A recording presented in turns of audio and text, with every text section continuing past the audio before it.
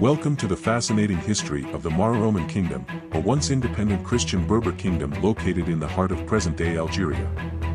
In this video, we will delve into the formation of the kingdom in the 5th century during a time of Roman Empire struggle, and the complicated relationship between the kingdom and its neighboring Vandalic kingdom. Discover how the Mauro-Roman Kingdom formed an alliance with the Eastern Roman Empire, and the events that led to its downfall.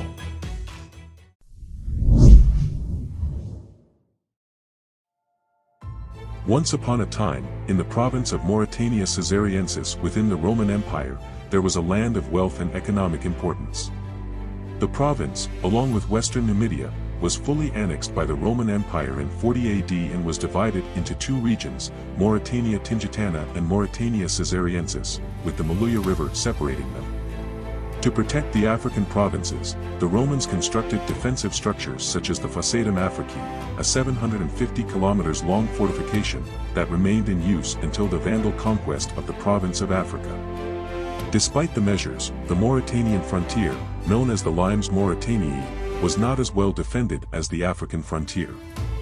As the Roman Empire faced difficulties during the crisis of the 3rd century, local Berber tribes started to harass settlements and occupied some of the border regions of Mauritania Tingitana and Mauritania Caesariensis. 3 Berber tribes, the Bavars, Quinquegentiani, and Fraxinenses, had formed a confederation and were seen as such a threat that the Western Roman Emperor, Maximian, personally became involved in the conflict. In 296 AD, Maximian raised an army and began an offensive against the invading tribes. He was determined to not just let the tribes return to their homelands but to drive them back into the Sahara. Despite the Berbers' guerrilla warfare tactics and unfavorable terrain, Maximian continued his campaign deep into Berber territory. When the campaign was concluded in 298 AD, Maximian had devastated the previously secure land and killed as many of the Berbers as he could. On March 10, he triumphantly entered Carthage, where the people hailed him as the restorer of the eternal light.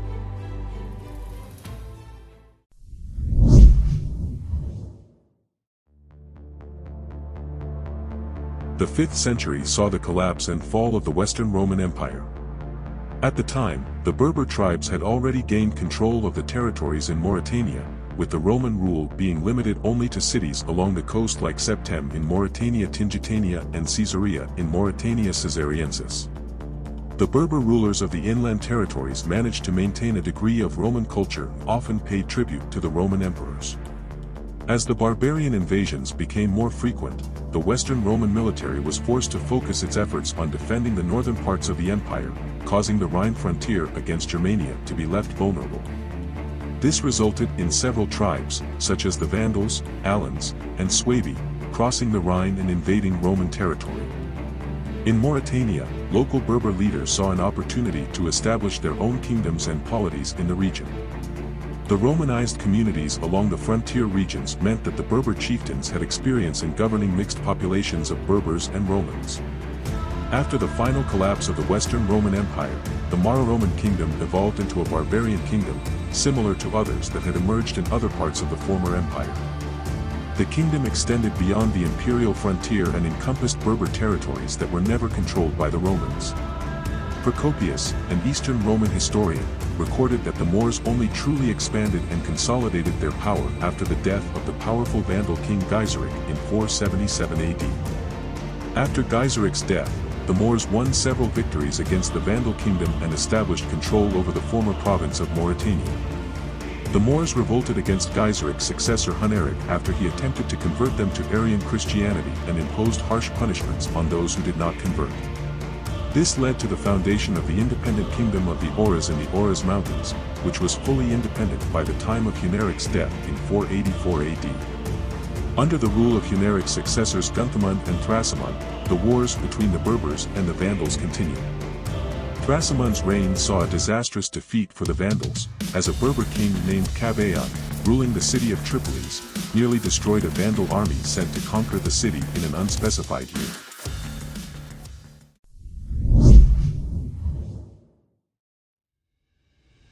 Masuna was one of the Berber rulers of Mauritania who titled himself as King of the Maori and Roman peoples.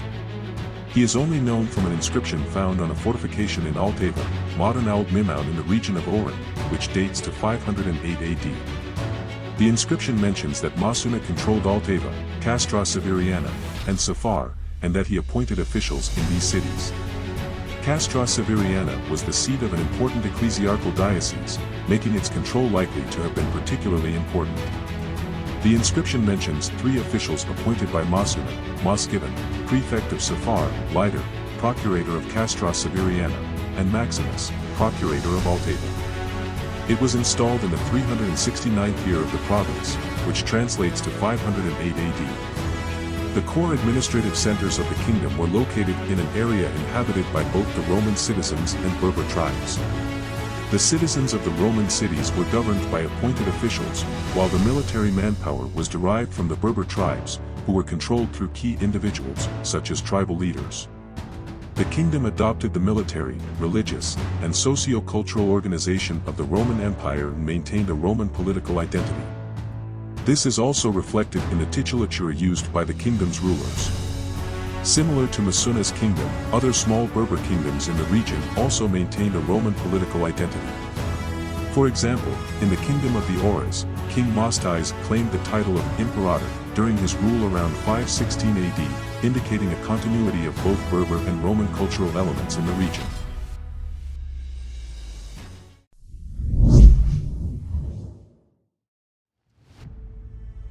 The Vandal kingdom, which controlled part of Africa and coastal areas of Mauritania, was known as the Trinity of Vandals, Alans, and Moors in Eastern Roman records.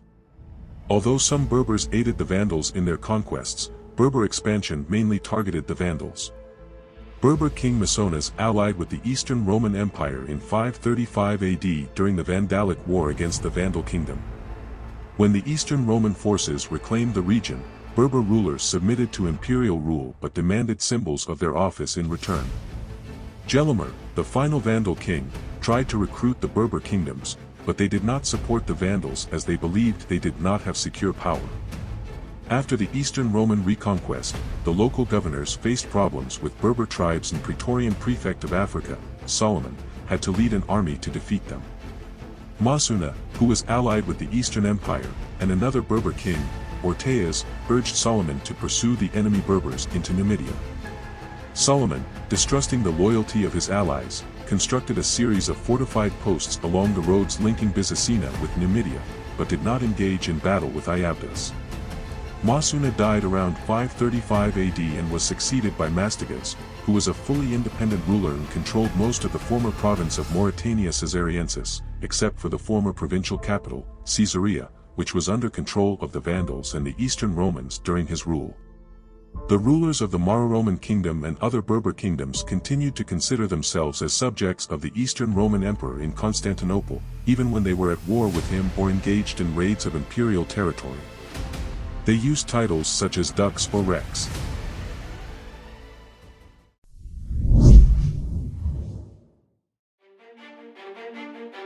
The final recorded king of the Mauro-Roman Kingdom was Garmul, also known as Garmules. He was known for resisting Eastern Roman rule in Africa and had launched raids into their territory. 3 generals were recorded to have been killed by Garmul's forces, presenting a clear threat to the Roman authorities. In response, the Eastern Roman Emperor Tiberius II Constantine appointed Thomas as Praetorian prefect of Africa and posted General Gennadius to reduce Garmul's kingdom. The campaign was launched in 577 to 578 AD and was successful, with Gennadius utilizing terror tactics against Garmul's subjects. As a result, Garmul was defeated and killed in 578 AD. With Garmul's defeat, the Mauro-Roman Kingdom collapsed and the Eastern Roman Empire reincorporated some of the territory, including the coastal corridor of the old provinces of Mauritania Tingitania and Mauritania Caesariensis.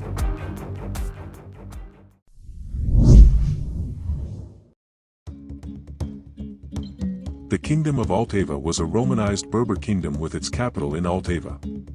During the late 5th and early 6th centuries, Christianity became the dominant religion in the kingdom, with syncretic influences from the traditional Berber religion. The kingdom saw an economic rise, leading to the construction of several new churches and fortifications.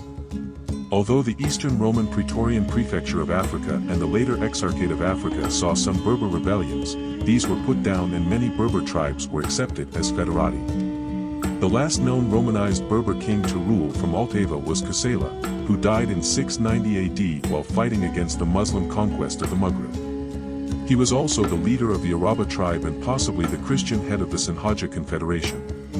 Kusela was known for leading a successful Berber resistance against the Umayyad Caliphate's conquest.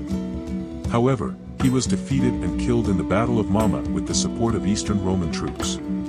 After Kusela's death, the resistance was taken over by the Jarawa tribe, who had their home in the Oras Mountains. The Christian Berber troops fought later under Kahina, the queen of the kingdom of the Oras and the last ruler of the Romanized Berbers.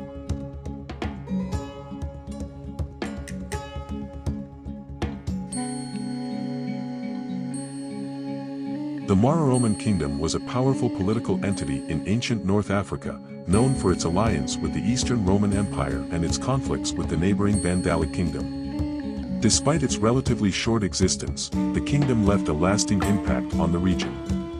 To learn more about this fascinating period in history, be sure to subscribe to our channel for more great content.